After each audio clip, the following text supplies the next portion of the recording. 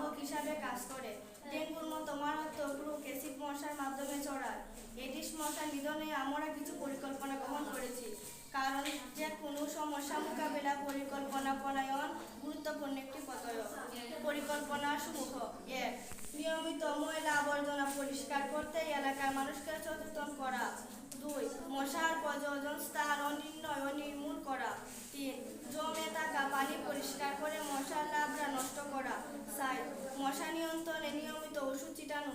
৫. মানুষকে সচেতন করতে লিফলেট বিতরণ করা।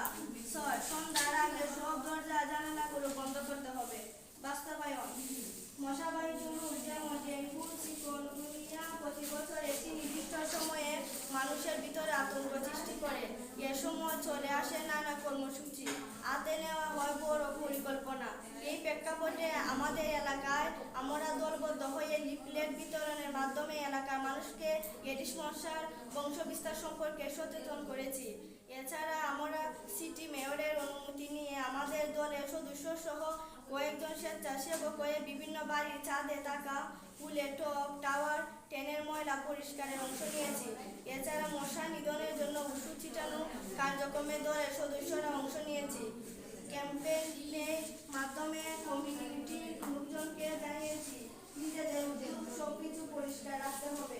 মশাবাহিত রোগ সম্পর্কে নিজেরা সচেতন হব এবং অন্যদের সচেতন করব।